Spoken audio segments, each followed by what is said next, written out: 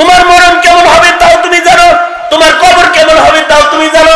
কবরটা যদি নাস্তিকের লোকে হয়, কবরটা যদি মুরতাদের লোকে হয়, তাহলে তো পিটনি জনমের খাওয়া খাইলা। ভালো জায়গায় কবর হইতে হয়। এ কারণে আগের জমানার কবরস্থানে মারাত্মক এক শর্ত দিয়া ওয়াকফ করত জমিন। এখনকার মুসলমানরা তো এমন শর্ত টর্ত কিছু দেয় না। যেমন আগের যুগের একটা কবরস্থান আছে, যে কবরস্থানের ভেতরে সাহেবে হেদায়ার মতো মানুষ জায়গা পায় নাই, মাকবারায়ে মুহাম্মাদিয়া, যার ভেতরে শুইতে হইলে দুইটা শর্ত লাগতো। এক নাম্বার শর্ত, 1 লক্ষ হাদিসের হাফেজ হওয়া লাগতো। 1700 হাফেজে হাদিস ওখানে ঘুমায় রয়েছে। 1700 হাফেজে হাদিসের নাম মাকবারার সামনে লটকানো আছে। এই 1700 হাফেজে হাদিসের ভিতরে ইমাম বুখারী রাহমাতুল্লাহি আলাইহি 17 জন উস্তাদ রয়েছে, যারা এই গুরুস্থানের মাইয়িত হয়েছে, যাদের 1 লক্ষ করে হাদিস মুখস্থ। আশ্চর্য বিষয়, সাহেবে হেদায়াত নিজে জায়গা পায় নাই, অথচ ওনার লক্ষ লক্ষ হাদিস মুখস্থ ছিল, তারপরেও তিনি জায়গা পান নাই। কারণ হলো ওয়াকিফ বড় মারাত্মক কঠোর মুমিন। ওয়াকিফ যিনি, তিনি শর্ত দিয়েছে, জমিন ওয়াকফকারী শর্ত দিয়েছে 1 লক্ষ হাদিস মুখস্থ করতে হবে, পাশাপাশি তার নামটা মুহাম্মদ হতে হবে। সাহেবে হেদায়ার লক্ষ হাদিস মুখস্থ থাকলেও নাম মুহাম্মদ নয়, এ কারণে গুরুস্থানে ডুববার পারে নাই। কাফা ওয়া সালামুন আলা ইবাদিহিল্লাযীনা ইসতাফা। أما بعد فأعوذ بالله من الشيطان الرجيم. بسم الله الرحمن الرحيم. ومن يطع الله والرسول فأولئك مع الذين أنعم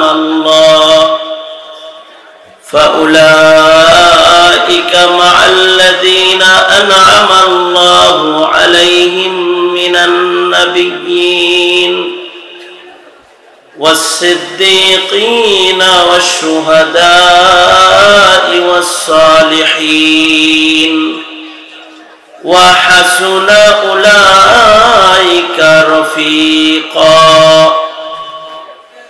وقال النبي صلى الله عليه وسلم: من تشبه بقوم فهو منهم. وقال النبي صلى الله عليه وسلم: المرء مع من أحب، أو كما قال عليه الصلاة والسلام.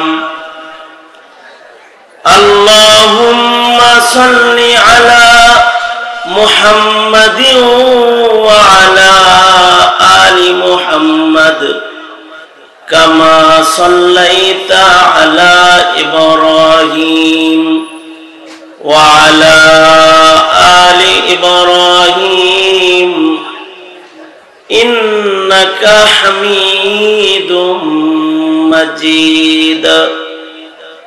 اللهم بارك على محمد وعلى آل محمد كما باركت على إبراهيم وعلى آل إبراهيم إنك حميد مجيد.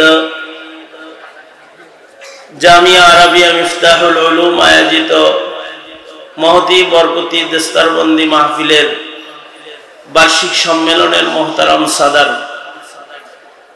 আমাদের সকলের মুরব্বী মোহতারাম সভাপতি, উপস্থিত হাজরাত, বুজুর্গ উলামায়ে কেরাম, সম্মুখপানে সমবেত দিন প্রিয়, ইসলাম প্রিয়, দিনদার, ইমানদার মুমিন মুসলমান ভাইরা, পর্দার আড়াল থেকে শামিল আলোচনায় মা বোনেরা, আল্লাহর দরবারে শুকর, আল্লাহ তাআলা আমাদেরকে ওলামাদের সোহবতে, মাদ্রাসার মাহফিলে, জান্নাতের বাগানে, নসিহতের মজলিসে বসার তৌফিক দান করেছেন। কালিমাতুশ শুকর পড়ি, শুকরিয়া আদায় করি, জবান ছেড়ে মোহাব্বতে ভক্তি ভরে পড়ুন আলহামদুলিল্লাহ। এত সময় পর্যন্ত আমার উস্তাদ মুহতারাম, আমার মুরব্বী হযরতুল আল্লামা ইয়াহইয়া মাহমুদ দামাত বরকাতুহুল আলিয়ার গুরুত্বপূর্ণ নসিহত হয়েছে। বিকাল থেকে বুজুর্গ হযরত উলামায়ে কেরাম বয়ান করেছেন, আমার পরেও যোগ্য বুজুর্গরা নসিহত করবেন। মাঝখানে মাদ্রাসার পক্ষ থেকে মুরব্বীদের নির্দেশে আমি বসে গেছি। বরকতের নিয়তে কিছু কথা তাকরার করার ইরাদায় আয়াত ও হাদিস আপনাদের সামনে পেশ করেছি। এগুলোকে সামনে করে কিছু কথা আপনাদের কানে পৌঁছানোর ইরাদা রাখি। আল্লাহ তাআলা কিছু উপকারী কথা আলোচনা করার তৌফিক দান করেন। আপনারা দোয়া করুন, বলুন আমিন। ময়দানে মাহশারে যাদের হিসাব হবে তারা কঠিন অবস্থার মুখোমুখি হয়ে যাবে। হাদিসে আছে যাদের হিসাব হবে তারা দুজকে পড়ে যাবে। মান হুসিবা উযিবা। তবে হাসরের কঠিন ময়দানে কিছু মানুষ বিনা হিসাব আল্লাহর জান্নাতে প্রবেশ করবে। বিনা হিসাব যারা আল্লাহর জান্নাতে প্রবেশ করবে তাদের ভেতরে এক নাম্বার কাফেলা হলো নবীদের কাফেলা। বাবা আদম থেকে শুরু করে আমাদের নবী পর্যন্ত যত পয়গম্বর এই পৃথিবীর মাটিতে, যত নবী যত রাসূল আগমন করেছেন, এরা সবাই বিনা হিসাব আল্লাহর জান্নাতে, নবীগণ বিনা হিসাব আল্লাহর জান্নাতে প্রবেশ করবে।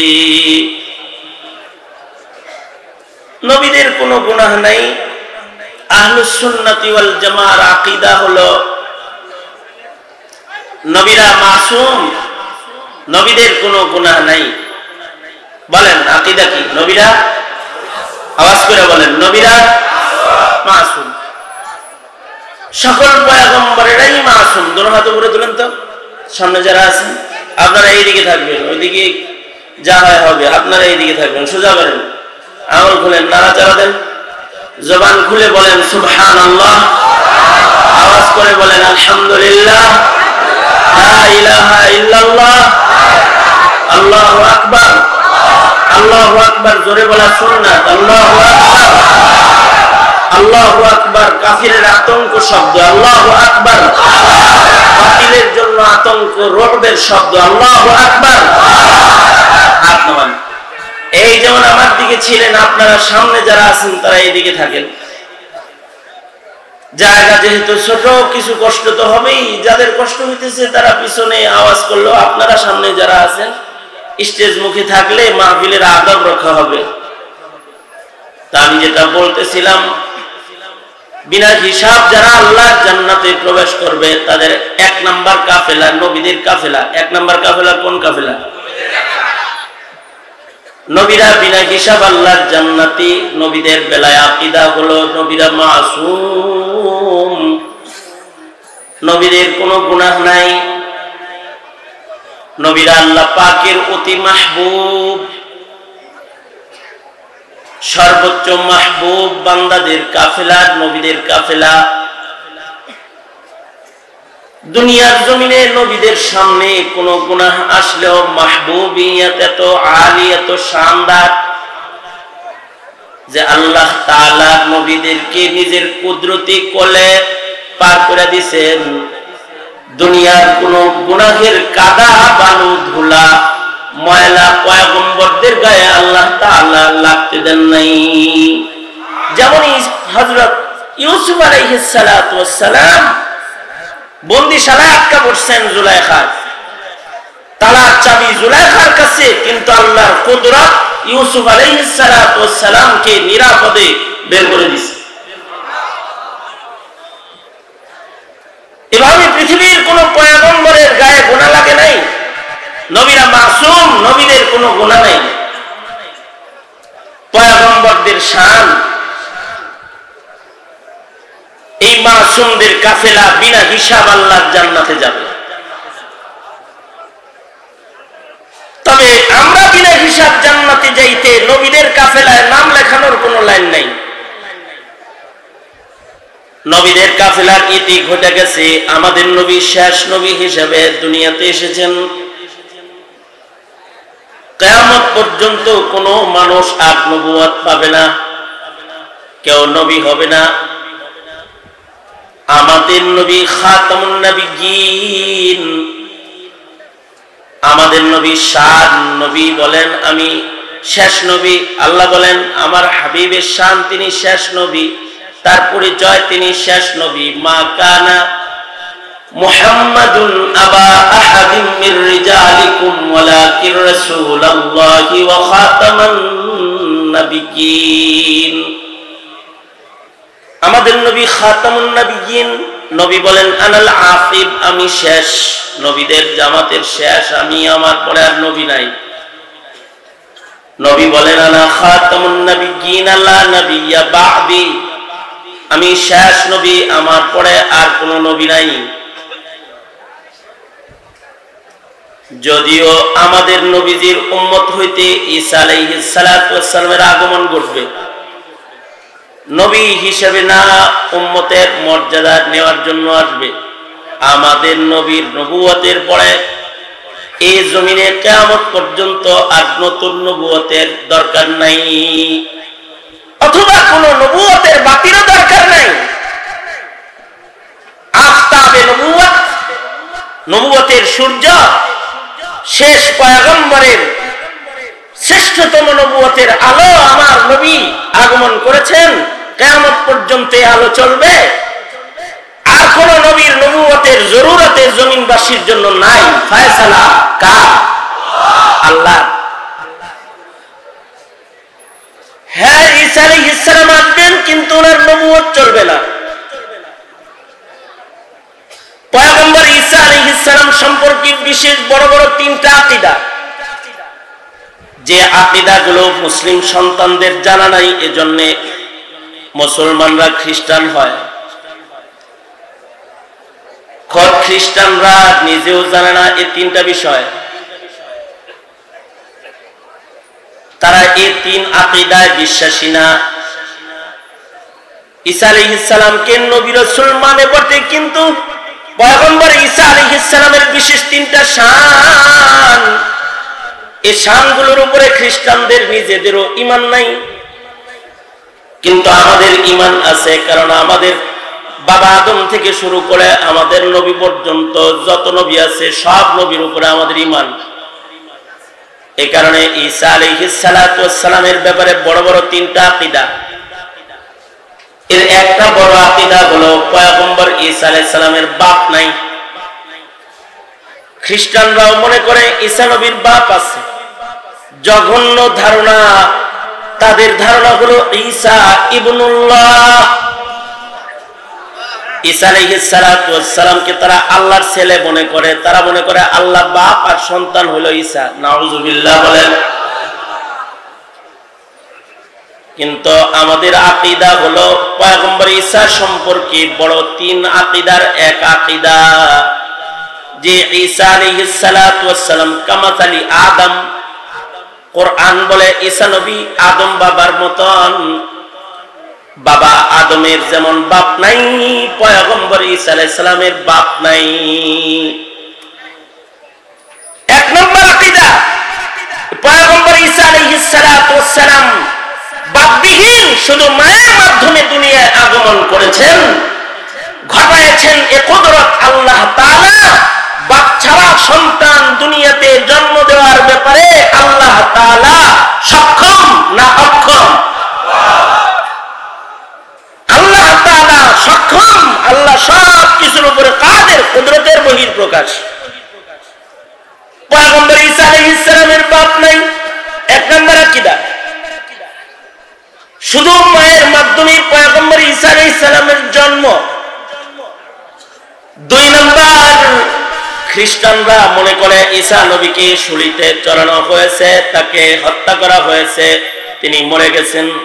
কোরআন বলে মা কাতালুহু, ঈসাকে কতল করা হয় নাই, তাকে শুলিতেও চড়ানো হয় নাই। আল্লাহ তাআলা আল্লাহর কুদরত প্রকাশ করছেন যে ঈসা আলাইহিস সালামের চেহারার মতো ঘরে প্রবেশকারী দুশমনদের একজনের চেহারা বানায় দিয়া আল্লাহ তার পয়গম্বরকে আসমানে লয়ে গেছেন। ঈসা আলাইহিস সালামের ব্যাপারে দ্বিতীয় আকীদা হলো তিনি মরেন নাই, তিনি জীবিত আছেন।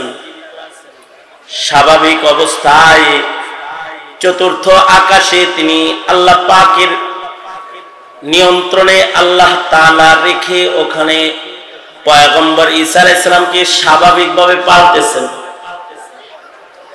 মেরাজের রজনীতে সরওয়ারে দু আলম নবী চতুর্থ আকাশে পয়গম্বর ঈসা আলাইহিস সালামের সাথে মুলাকাত করেছেন। পয়গম্বর ঈসা আলাইহিস সালাম মরেন নাই, ঈসা আলাইহিস সালাতু ওয়াস সালাম জীবিত আছেন। কিন্তু খুব খ্রিস্টানরা মনে করে মারা গেছে, কতল করা হয়েছে। এই কারণে ঈসা আলাইহিস সালামের শুলিতে চড়ার মূর্তি বানায় ওরা পূজা করে, ওদের ইবাদতখানা ঈসা নবীকে লটকায় রাখে মূর্তি বানায়। পয়গম্বর ঈসা আলাইহিস সালাম মরেন নাই, দ্বিতীয় নম্বর আকীদা। তিন নম্বর আকীদা হলো নুজুলে ঈসা আবার হবে, পূর্বে কিয়ামতে পয়গম্বর ঈসা আলাইহিস সালাম এই জমিনে আসবেন। পয়গম্বর ঈসা আলাইহিস সালাম আকাশ থেকে সোজা দামেস্কের জামে মসজিদের ছাদের উপরে নামবেন, জমিনে অবতরণ করবেন, দাজ্জালকে কতল করবেন, কালিমার পতাকাকে উঁচু করবেন, সারা দুনিয়ায় হুকুমতি ইসলাম কায়েম করবেন। আসমান থেকে জমিনে আসার পরে আনোয়ার শাহ কাশ্মীরি রহমাতুল্লাহ আলাইহি বলেছেন, আনোয়ার শাহ কাশ্মীরি রহমাতুল্লাহ আলাইহি ওনার কিতাবে লিখেছেন ৪৫ বছর তিনি দুনিয়াতে হায়াত পাবেন, এই পৃথিবীতে ৪৫ বছর থাকবেন। এই ৪৫ বছরের ভেতরে ৪৫ সেকেন্ডও তিনি নিজের মত মতো চলবেন না, মুহাম্মদুর রাসূলুল্লাহ সাল্লাল্লাহু আলাইহি ওয়াসাল্লামের ইত্তিবা করবেন। সরকার বলে, আরে ঈসা না, খালি ঈসা না, লাউকানা মুসা হাইয়ান, মুসাও যদি জীবিত থাকতো তাহলে আমার ইত্তিবা তার জন্য ফরজ হয়ে যেত, সে আমার অনুসরণ অনুকরণ করত। ৪৫ বছর পয়গম্বর ঈসা আলাইহিস সালাতু ওয়াস সালাম সুন্নতে নববী মদিনার রঙে রঙিন হয়ে জমিনের পরে হায়াত বছর করবেন। আনোয়ার শাহ কাশ্মীরি রহমাতুল্লাহ আলাইহি তার কিতাবে লিখেছেন ২টা বিবাহ করবেন, ২ বিবির ঘরে ৭টা বাচ্চা জন্মগ্রহণ করবে। হাবিবে কিবরিয়া নবীর আজব শান যে ঈসা আলাইহিস সালাতু ওয়াস সালামের এই দুনো বিবি আর ৭ বাচ্চার কালিমা হবে লা ইলাহা ইল্লাল্লাহ মুহাম্মাদুর রাসূলুল্লাহ। আল্লাহর রাসূল সাল্লাল্লাহু আলাইহি ওয়াসাল্লামের কালিমা হবে পয়গম্বর ঈসা আলাইহিস সালামের বিবির কালিমা, পয়গম্বর ঈসা আলাইহিস সালামের সন্তানদের কালিমা। আনেওয়ালা এই সন্তানদের রক্তে ইসরাফিলের বাঁশি পর্যন্ত যত রাসূল আসবে সবার কালিমা হবে লা ইলাহা ইল্লাল্লাহ মুহাম্মাদুর রাসূলুল্লাহ। যেখানে নবী ঈসার নবুয়ত চলে না, নবী ঈসার সন্তান বিবিরা উম্মতে মুহাম্মাদি হবে। এই আকীদা না জানলে না বুঝলে মুসলমান তো খ্রিস্টান হবে। এই আকীদা না জানলে না বুঝলে মুসলমানরা কাদিয়ানীও হবে। এই কারণে জানান দিতে হয় নবীর পরে নবী নাই, কিয়ামত পর্যন্ত কোন নবী নাই। ঈসা আলাইহিস সালাম আসবেন, নবুয়ত চলবে না। মুসা নবী জীবিত থাকলে তার নবুয়ত চলতো না। হাবিবুল্লাহর নবুয়তের উপরে আর কারো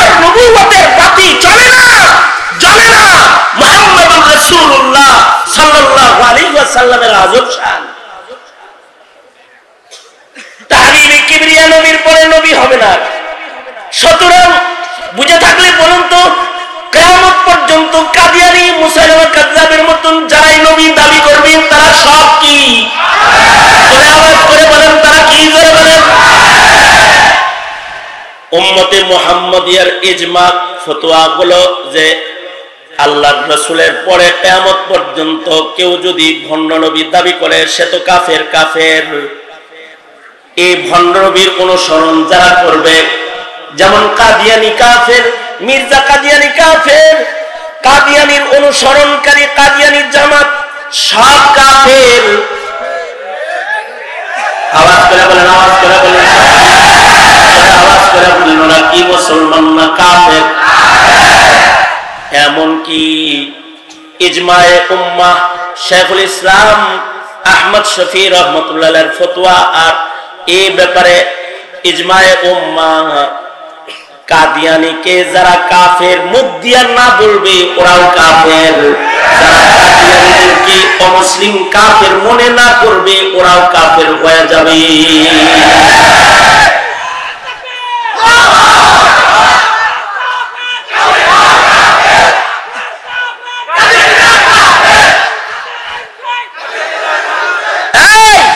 আমি তো যেখানে যাই সেখানে মুসলিম মিল্লাতকে বলি, যেখানে যাই সেখানে বলি একাডেমিক ভাবে ধর্মীয় শিক্ষা ঐচ্ছিক শিক্ষায় রূপান্তরিত। সুতরাং কাদিয়ানী কাফের অথবা নবীর পরে নবী নাই, শিক্ষা দীক্ষার মাধ্যমে তোমার প্রজন্মকে শিখানোর কোন রাস্তা জালেমেরা রাখে নাই শিক্ষাঙ্গনে।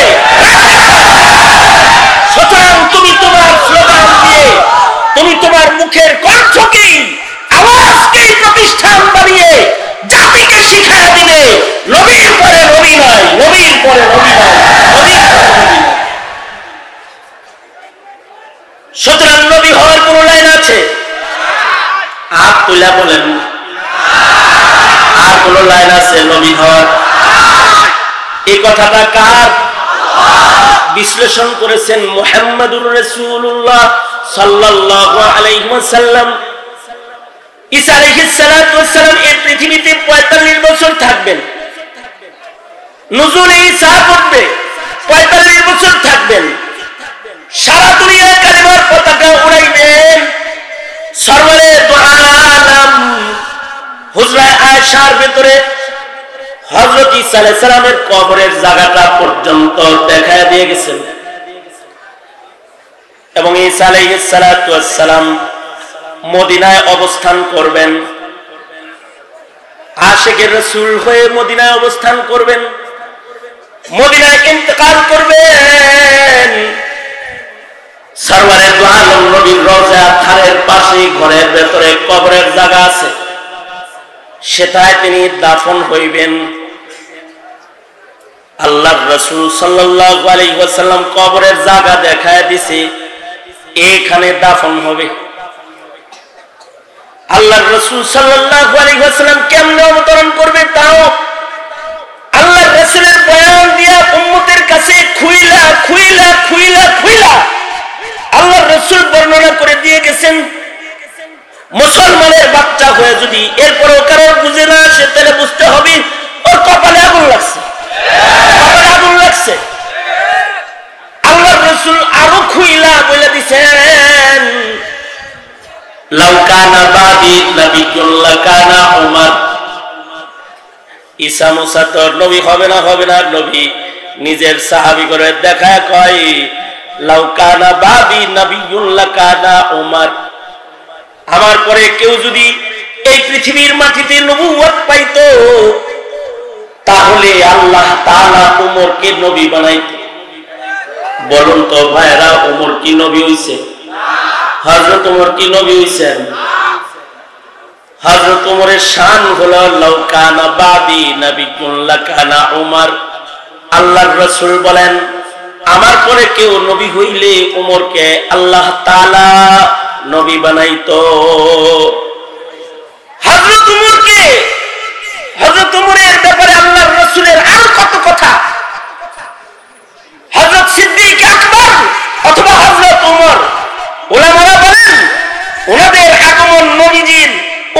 হিসেবে হয়েছে। যদি নবীর পরে নবী হতো তাহলে ওনারা নবী হইতো, আর যদি ওনাদের জন্ম আমাদের নবীর আগমনের আগে হতো তাহলে তারা নবী হয়েই জন্মাইতো। এই আজব শান ওনাদের শাইখায়েনের। ওনাদের জন্ম যদি আগে হইতো তাহলে নিশ্চিত নবী হইতো। যদি এই উম্মতের ভেতরে আমার নবীর নবুয়তের পরে নবীর সিলসিলা চালু থাকতো তাহলে ওমরকে আল্লাহ তাআলা নবী বানাইতো। আজব শান। আল্লাহর রাসূল সাল্লাল্লাহু আলাইহি সাল্লাম বলেন, হযরত ওমর সম্পর্কে আল্লাহর রাসূল বলেন, আমার পরে কেউ নবী হলে ওমর হতো। আল্লাহর রাসূল আরো বলেন, আশাদুহুম ফি আমরিল্লাহি উমর। উমর তো আল্লাহর নির্দেশের বেলায় উমর বড় শক্ত। আমরা তো আল্লাহর নির্দেশের বেলায় শক্ত। আল্লাহর আমর নির্দেশ মানার ব্যাপারে আমরা কিনা শক্ত না, নরম নরম।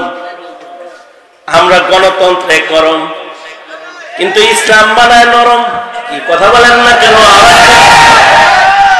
আল্লাহর আইন মানায় আমরা নরম, কিন্তু আমরা তন্ত্র মন্ত্রে খুব গরম। আর হযরত ওমরের শান হলো আশাদুহুম ফি আমরিল্লাহি ওমর। এটা সকল সাহাবীর শান। আশিদ্দাউ আলাল কুফার। কাফেরদের বেলায় সাহাবীরা শক্ত, আর দুর্ভাগ্য আমাদের, আমরা হয়ে গেছি কাফেরের ভক্ত। সাহাবীরা হলো কাফেরের বেলায়, বলেন বলেন বলেন, সাহাবীরা হলো কাফেরদের বেলায় আরো জোরে, আরে জোরে জবান খুলে বলেন, সাহাবীরা হলো শক্ত শক্ত, আর আমরা হয়ে গেছি আখরি জামানার মুসলমান হয়ে গেছে কাফেরের ভক্ত। কাফেরদের রীতিনীতির ভক্ত, তাদের তন্ত্র মন্ত্রের ভক্ত। ইসলামের বেলায় তারা দুর্বল। আর ওমরের শান হলো আশাদুহুম ফি আমরিল্লাহি ওমর, ফারুক বাইনাল হাক্কি ওয়াল বাতিল। হক বাতিলের মাঝখানে দলিল হলো হযরত ওমর। হযরত ওমর সম্পর্কে আল্লাহর রাসূল আরো বলেন, লিকুল্লি নবিয়্যিন মুহাদ্দাসুন। সকল নবীদের একজন করে মুহাদ্দাস আছে, আর আমার একজন মুহাদ্দাস আছে। আমার মুহাদ্দাস হলো ওমর। মুহাদ্দাস কাকে বলে? মুহাদ্দাস বলা হয় আল্লাহর কথাটা যাদের হৃদয়ে ইলকা করেন আল্লাহ তাআলা, যাদের কলকে আল্লাহ তাআলা আল্লাহর কথা ইলকার জায়গা বানায় ফেলায়। সব নবীদের একজন একজন ছিল। আল্লাহর রাসূল বলে যে আমার মুহাদ্দাস হলো ওমর। ওমরের কলবের ভিতরে আল্লাহ আল্লাহর কথা সারে। এই কারণে 21 জায়গায় হযরত ওমর যেমন বলেছে মেজাজে ওয়াহির খাতায় নাম, 21 জায়গায় হযরত ওমর যেমন বলেছেন ওইরকম আল্লাহর কোরআনের আয়াত আসমান থেকে নাজিল হয়েছে। এত বড় শানওয়ালা মানুষ হযরত ওমর, তার ব্যাপারে বর্ণনা করে আল্লাহর রাসূল নিজের খাতমে নবুয়তকে আরো সুস্পষ্ট করে জানায় দিলেন, কেউ নবী হলে ওমর নবী হতো। সুতরাং কোন কাদ্দানি ফাদ্দানি এগোর ব্যাপারে দুর্বলতা রাখবে না। আল্লাহর রাসূল বলে দিয়ে গেছেন, সুতরাং নবী হওয়ার কোন চান্স নাই, তবে 3টি চান্স আছে বিনা হিসাব জান্নাতে যাওয়ার। কারণ জান্নাতে শুধুই মাত্র নবীরাই বিনা হিসাব যাবে না, সিদ্দিকরাও বিনা হিসাব আল্লাহর জান্নাতে যাবে। সিদ্দিকীন যারা, এরা বিনা হিসাব আল্লাহর জান্নাতি হবে। সিদ্দিক হওয়া তো অনেক কঠিন, সিদ্দিকের মাকাম অর্জন করা অনেক কঠিন। যেই সিদ্দিকদের সর্দার হলেন হযরত আবু বকর, সিদ্দিকদের সর্দার হযরত আবু বকর। সিদ্দিকদের যে জামাত আছে, এই জামাতে যারা নিজেদের নাম লেখাবে তারা বিনা হিসাব জান্নাতে যাবে। তবে নবী কিয়ামত পর্যন্ত আসবে না, কিন্তু সিদ্দিক কিয়ামত পর্যন্ত আসবে। তালেবানে ইলমে নবুয়ত তোমরা যারা এখানে বসে আছো, তোমাদের বলবো শুধু মৌলবী হওয়ার নিয়ত না করে সিদ্দিক হওয়ার নিয়ত করে ফেলাও। নবী সিদ্দিক হতে পারলে সুউচ্চ সাধনা নায়েবে নবীর জন্য করার সুযোগ আছে। নবী হওয়া যাবে না, কিন্তু সিদ্দিক হওয়া যাবে। আমাদের আকাবিররা বিল ইজমা বিল ইত্তেফাক অনেকে সিদ্দিক হয়ে কবরে গেছে। যারা সিদ্দিকের মাকাম দখল করে কবরে চলে গেছে, সিদ্দিক হইতে হলে কেমন হইতে হয়? ওয়া সিদ্দিকুল্লাযী লা ইউখালিফু কওলুহু আন ফি'লিহি, সিদ্দিকদের কথা কাজ এক হয়ে যায়। ওয়া সিদ্দিকুল্লাযী লা ইউখালিফু যাহিরুহু আন বাতিনিহি, সিদ্দিকদের ভেতর বাহির এক হয়ে যায়। সিদ্দিকদের ভিতরেও ঈমান, বাইরেও ঈমান, ভেতরেও তাকওয়াল্লাহ, বাইরেও তাকওয়াল্লাহ। সিদ্দিকদের ভেতরেও থাকে ইসলাম, বাইরেও ইসলাম। সিদ্দিকদের ভেতরে কোনো দুই নাম্বারই নাই। পাবলিকের ভেতরে দুই নাম্বারই আছে, সিদ্দিকের ভেতরে দুই নাম্বারই নাই। এখানেই পাবলিকের অনেকে কয়, হুজুর আমাদের উপরে একটু ডিস্টার্ব থাকলেও ভিতরে ক্লিন, পরিষ্কার। এক নাম্বার আস্ত মুনাফিকের আলামত। ভেতর যেমন হবে বাহির তেমনই হবে। ভেতর ঈমান, বাইরেও ঈমান, ভেতর ইসলাম, বাইরেও ইসলাম, ভেতর তাকওয়াল্লাহ, বাহিরেও তাকওয়াল্লাহ। আর কিছু আছে উপরে ফিটফাট, ভেতরে সদরঘাট। উপরে ফিটফাট দেখলে মনে হয় মুনাজ্জাল মিনাস সামা, কেবলমাত্র আসমান থেকে বুজুর্গ তাশরীফ আনয়ন করিয়াছেন, কিন্তু আস্ত মুনাফিকি দিয়ে ভেতরটা ভরপুর। কথা বলেন আওয়াজ করে, ঠিক করে ঠিক করে আওয়াজ করে বলেন। তাই সিদ্দিক হইতে হলে সাধনা হবে এমন যে ভেতরেও ঈমান, বাইরেও ঈমান, ভিতরেও তাকওয়াল্লাহ, বাইরেও তাকওয়াল্লাহ, ভেতরেও ইসলাম, বাইরেও ইসলাম। সিদ্দিক হইতে হলে হৃদয়ের হাল হবে এমন। ওয়া সিদ্দিকুল্লাযী ইয়াবযুলুল কাওনাইনি ফি রিজা মাহবুবিহি, সিদ্দিক হওয়ার জন্য দুনিয়ার সব ছাড়তে রাজি হয়ে যাবে। দুনিয়ার শান শওকত যা কিছু আছে এগুলো তো ছাড়তে রাজি। আল্লাহ পাওয়ার জন্য যদি জান্নাত ছাড়তে হয় তাও রাজি। এ কারণেই আমাদের বুজুর্গদের কেউ দোয়া করতেন, ওগো আল্লাহ আমার কিন্তু জান্নাত লাগবে না, আমার কিন্তু তোমারে লাগবে। আল্লাহু আকবার, জোরে করে বলেন দোয়াটা কি? ওগো আল্লাহ আমার কিন্তু জান্নাত দরকার নাই, আমার কিন্তু তোমারে দরকার। আমি তোমাকেই চাই, আর কিছু পাইবা না পাই। जो तू मेरा तो सब मेरा, फलक मेरा ज़मीं मेरी, अगर एक तू नहीं मेरा तो कोई शय नहीं मेरी। जो तू मेरा तू सब मेरा, जो तू मेरा तू सब मेरा, फलक मेरा ज़मीं मेरी, अगर एक तू नहीं मेरा तो कोई शय नहीं मेरी। ओ अल्लाह, ए कारणे ना जन्नत मकसद আমার, না হাউজে কাউসার মকসদ, না আমার জান্নাতের শান শওকত মকসদ। আমার মকসদ হলো আমার মাওলা, মকসদ হলো আল্লাহ। মকসদ বানাইতে হবে কি? জোরে আওয়াজ করে বলেন, মকসদ হবে কি?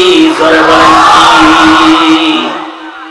এই জায়গায় চলে যাওয়া, এটা তো অনেক বড় সাধনার কথা।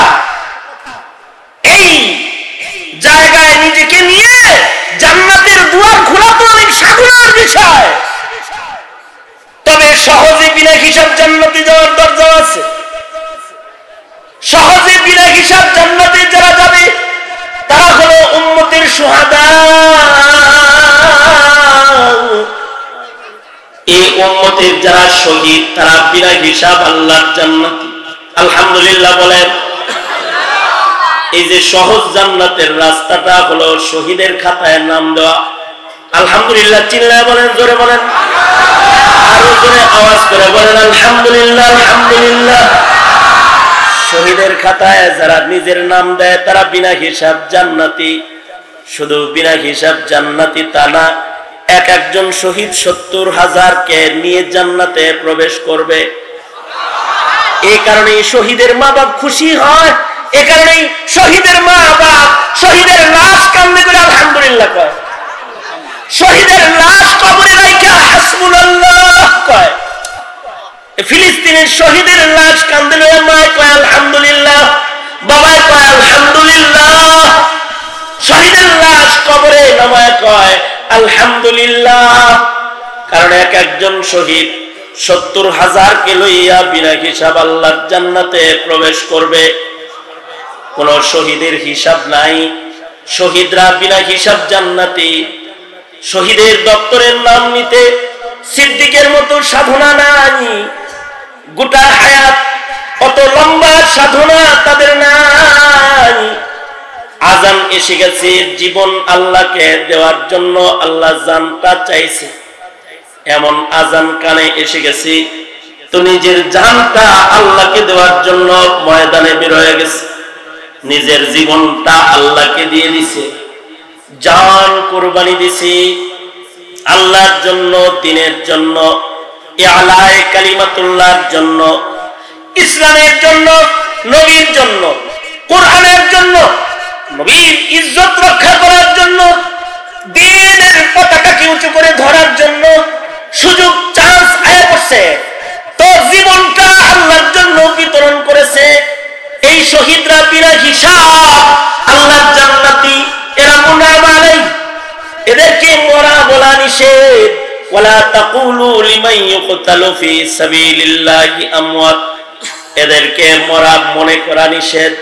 ওয়ালা তাহসাবান্নাল্লাযীনা কুতিলু ফি সাবিলিল্লাহি আমওয়াতা, এই কারণে নবীরাও শহীদ হওয়ার দোয়া করেছে, সিদ্দিকরাও শহীদ হওয়ার দোয়া করেছে, আমাদের নবী বারবার শহীদ হওয়ার দোয়া করেছে।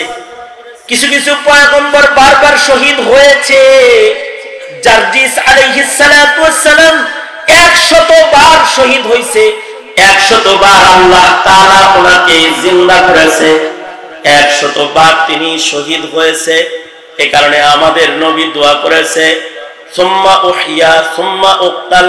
যদি এমন হতো যে বারবার মরতেছি আর বারবার জীবিত হইতেছি, বারবার শাহাদাতের মৌতের লজ্জত যদি হাসিল করতে পারতাম কতই না ভালো হইতো। কারণ শহীদি মরণ জান্নাতের এমন একটা দরওয়াজার মৃত্যু। কেউ যদি শহীদ হয়ে যায় অনেক বড় আমল তার লাগে না, অল্প আমলেও শাহাদাতের মসনদ দখল করে ফেললে বিনা হিসাব আল্লাহর জান্নাতি হয়ে যায়। শহীদরা বিনা হিসাব জান্নাতি। এই কারণেই হযরত ওমরের দোয়া ছিল জটিল দোয়া। হযরত ওমর সারা জিন্দেগি দোয়া করেছেন শাহাদাতের, আল্লাহর রাসূলের নকল করেছেন, শাহাদাতের দোয়া করেছেন। তবে হযরত ওমর তো আরো কিছু বাড়ায়া নিজের কবর হাসরকে আরো সুন্দর করার চেষ্টা করেছেন। যেমন হযরত ওমরের দোয়া ছিল আল্লাহুম্মা রযুকনি শাহাদাতান ফি সাবিলিক ওয়াজআল মাউতি ফি বালাদি রাসূলিক। এই দোয়া করছে, কি লাগে এই দোয়া করছে? শহীদ হমু, মদিনায় মরমু, শহীদ হইলে বিনা হিসাব জান্নাত পাবো, মদিনায় বললে কবরের আযাব থেকে রেহাই পাবো। আল্লাহু আকবার বলেন। কারণ হলো মদিনায় ঘুমিয়ে রয়েছেন সাইয়্যিদুল মুরসালিন, ইমামুল মুরসালিন মুহাম্মদুর রাসূলুল্লাহ সাল্লাল্লাহু আলাইহি ওয়াসাল্লাম। বরের খাতিরে যেমন বর যাত্রীর মেহমানদারি হয়, মদিনার হুদুদের ভেতরে কারোর কবর হলে হাবিবে কিবরিয়ার খাতিরে আল্লাহ তাআলা তার উম্মতের যাত্রীটা যতই দুর্বল হোক তাকে জান্নাতের মেহমানদারি করবে। এ কারণেই আমাদের বুজুর্গরা মদিনায় শোয়ার দোয়া করছেন। बक़ीए मुक़द्दस पे हो मेरी मरक़द, बक़ीए मुक़द्दस पे हो मेरी मरक़द, हमेशा रहूं मैं किनारे मदीना, रहे मेरे मस्कन हवाली काबा, बने मेरे मदफन दियारे मदीना, बने मेरे मदफन दियारे मदीना। ভালো জায়গায় কবর হইল নসিব ভালো হয়। মদিনায় মরার দোয়া এজন্য করা হয়, করতে হয়, কিয়ামত পর্যন্ত মদিনায় মরার দোয়া করবে। কারণ কবরটা যদি ভালো মানুষের সাথে হয় তাহলে ভালো মানুষের কবরের কিছু নিয়ামতের ভাগ পাশের কবরে শুয়ে শুয়ে ভোগ করা যায়। পাশের বাড়িতে পোলাও রান্না হলে কমস কম গ্রাম পাওয়া যায়। ভালো মানুষের কবরের পাশে কবর হলে কমস কম জান্নাতি মেহমানদারির গ্রাম পাওয়া যায়। এজন্য ভালো মানুষের কবরের পাশে কবর কামনা করা, ভালো জায়গায় দাফন কামনা করা, ভালো একটা মরণ কামনা করা। এখন তো এগুলোর কোনো গুরুত্ব নাই। যেমন আমাদের কবরস্থানে নাস্তিকও দাফন হয়, হাসমেও মরছে হেও দাফন হয়, বিষ খায় মরছে হেও দাফন হয়, মুরতাদও দাফন হয়। জনমের নামাজ পড়ে নাই, কেবলামুখী হয়ে ও শুয়ে যায়। কি মনে হয় কি শুইলেই কেবলামুখী হয়ে কবর আযাব মাফ হয়ে যায়? না, এ কারণেই আল কবর রাউযাতুম মিন রিয়াজিল জান্নাহ আও হুফরাতুম মিন হুফারিন নার। মনে মনে ভাবতে পারেন আরেকজনের কবরে আগুন ধরলে আমার কি? আপনার কি মানে? আপনার পাশের বাড়ি আগুন লাগলে তো আপনি ঠিকই নিজের বাড়ির সব সামানা বাইর করেন। কি লেগে? যদি এই করে দিকে যায়। এই কারণেই আমরা তো বেকুব মুমিন, তো আমাদের অত হুঁশ খেয়াল হুঁশ আওয়াজ কম। কিন্তু আগের মুমিন যারা ছিল তারা নেককারদের কবর আলাদা করত। এখনো বাচ্চাদের কবর আলাদা করে, যে এখানে সব বাচ্চারা থাকবে, এদের কাছে কোনো বুড়া বাড়ারে কবর দিস না। কারণ হঠাৎ করে ওইটাই যদি আগুন ধরে খামাখা বাচ্চার জান্নাতের কবরে ছিটকা উঠবো, হায় হায় রে ওখানে আগুন ধরছে রে। এ কারণে তাদের কবর আলাদা করো, এ কারণে কবর আলাদা করে। এমনকি হাজিদের কবরে অন্য কাউকে আজও দাফন করা হয় না। মক্কায় মাকবারাতুল হুজ্জাজ যেটা, হাজিদের কবরস্থান যেটা, এখানে আল্লাহর মেহমান ছাড়া আর কাউকে কবর দেওয়া হয় না, আর কাউকে কবর দেওয়া হয় না। আমাদের আকাবিররা তো আগে মুহাদ্দিসদেরকে এক জায়গায় কবর দিত। যত মুহাদ্দিস আছে সব মুহাদ্দিস এক জায়গায় শুয়ে থাকবে, ভালো মানুষের পাশে ভালো মানুষ ঘুমায় থাক। এ কারণেই শাইখুল হিন্দের কবরের জায়গা রেখেছে কাসিম নানুতুবি রহমাতুল্লাহের কবরের সাথে। যা খবর কয় আপনারা তো শাইখুল হিন্দের সাথে কবর রাখছি। মাহমুদ আজম দেওবন্দি রহমাতুল্লাহি আলাইহি কান্না শুরু করছেন, কয় আমার কবরের জায়গা আগেই রাখছো কে? কয় ভালো জায়গায় রাখছি, আপনাকেই মানাবে এই জায়গায় কবরটা। শাইখুল হিন্দ বলে আমি তো চাই এমন একটা মরণ আমার যেন কবরই না হয়, আমার লাশটা যেন কাফেররা টুকরা টুকরা করে মাটির সাথে মিশায় দেয়, আর হাসরের মাঠে যেন শহীদের লাশ খন্ড টুকরা গুলো জড়ো হয়ে যেন দাঁড়ায়, আর আমার এই জড়ো হওয়ার মঞ্চার যেন শাহাদাতের সাক্ষ্য হিসেবে হাসরে দাঁড়ায়। আমার কবর লাগবে না তো? ভালো জায়গায় কবর কামনা করছেন, ভালো একটা মৃত্যু কামনা করতেছেন। আর তুমি নিয়ে মরণ কামনা করতেছো কেমন তুমি জানো? তোমার মরণ কেমন হবে তাও তুমি জানো, তোমার কবর কেমন হবে তাও তুমি জানো। কবরটা যদি নাস্তিকের লোকে হয়, কবরটা যদি মুরতাদের লোকে হয়, তাহলে তো পিটনি জনমের খাওয়া খাইলা। ভালো জায়গায় কবর হইতে হয়। এ কারণে আগের জমানার কবরস্থানে মারাত্মক এক শর্ত দিয়া অক্ষ করত জমিন। এখনকার মুসলমানরা তো এমন শর্ত টর্ত কিছু দেয় না। যেমন আগের যুগের একটা কবরস্থান আছে, যে কবরস্থানের ভেতরে সাহেবে হেদায়ার মতো মানুষ জায়গা পায় নাই। মাকবারায়ে মুহাম্মাদিয়া যার ভেতরে শুইতে হইলে দুইটা শর্ত লাগতো। এক নাম্বার শর্ত 1 লক্ষ হাদিসের হাফেজ হওয়া লাগতো। 1700 হাফেজে হাদিস ওখানে ঘুমায় রয়েছে। 1700 হাফেজে হাদিসের নাম মাকবারার সামনে লটকানো আছে। এই 1700 হাফেজে হাদিসের ভিতরে ইমাম বুখারী রাহমাতুল্লাহি আলাইহি 17 জন উস্তাদ রয়েছে, যারা এই গুরুস্থানের মাইয়িত হয়েছে, যাদের 1 লক্ষ করে হাদিস মুখস্থ। আশ্চর্য বিষয়, সাহেবে হেদায়েত নিজে জায়গা পায় নাই, অথচ ওনার লক্ষ লক্ষ হাদিস মুখস্থ ছিল, তারপর তিনি জায়গা পান নাই। কারণ হলো ওয়াকিফ বড় মারাত্মক কঠোর মুমিন। ওয়াকিফ যিনি, তিনি শর্ত দিয়েছে, জমিন ওয়াকফকারী শর্ত দিয়েছে 1 লক্ষ হাদিস মুখস্থ করতে হবে, পাশাপাশি তার নামটা মুহাম্মদ হতে হবে। সাহেবে হেদায়েত লক্ষ হাদিস মুখস্থ থাকলেও নাম মুহাম্মদ নয়, এ কারণে গুরুস্থানে ডুববার পারে নাই। আর তুমি সারা জনম নাস্তিক মুরতাদ কাফের বেঈমানের চামচামি কইরা চামচাগিরি কইরা তুমি মুসলমানের গুরুস্থানে জায়গা পেয়ে যাও, মুসলমানের গুরুস্থানে জায়গা পেয়ে যাও। কিন্তু আজব শর্ত ওই যুগে ছিল। ওই যুগের মুমিনরা কোন ফাসিক কি মুত্তাকির সাথে কবর দিত না, যার ব্যাপারে আমলের শাহাদা ভালো মিলত না, তাকে নেককারদের পাশে গুরুস্থানে জায়গা দিত না। বাঙালি মৌলবীরা দেখতে পারো না চান্দু, তুমি বাঙালি মৌলবীরা দেখতে পারো না।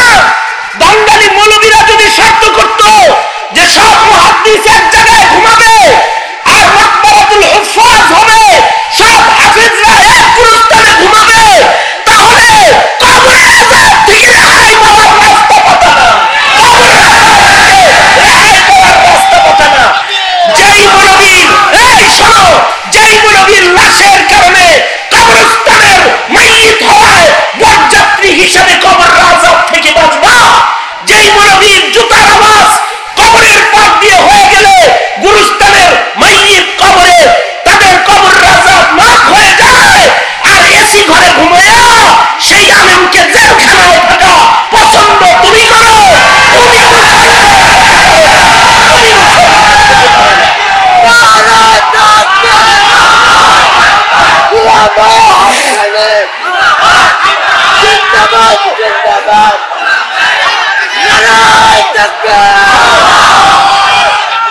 কিন্তু এই শুকরিয়া আদায় করে শেষ করতে পারবি না বাঙালি মৌলবীদের। তারা এমন শর্ত দেয় নাই, তারা তোদের সাথে গুরুস্থানে শুয়ে থাকে। একজন হাফেজ কোরআনের মেহমান নওয়াজির খাতিরে গুরুস্থানের মাইয়িতদের মেহমান নওয়াজি হয়ে থাকে। মুহতারাম হাজিরিন, কদর করো মিল্লাতের উলামায়ে কেরামের। আর তোমরা যারা তোমরা কদর করো শহীদি মরণের, আল্লাহর কাছে শহীদি মরণ চাইবা। আল্লাহুম্মা রযুকনি শাহাদাতান ফি সাবিলিক, ওগো আল্লাহ শহীদি মরণ চাই। হযরত ওমরের দোয়া ছিল, আল্লাহ শহীদি মরণ চাই, আল্লাহ মদিনায় দাফন চাই। মদিনায় তো দাফন হইবেন, শহীদি মরণও পাইলেন। এবার উম্মুল মুমিনিনের কাছে যায় পায়, ছেলেরে পাঠাইছে, যাও উম্মুল মুমিনিনদের বলো ওনার জন্য যে কবরের জায়গাটা রাখছেন উনি, হযরত আয়েশা যদি কবরের জায়গাটা আমারে দেয় তাহলে নবীর কদমের কাছে আমি ঘুমাইতাম।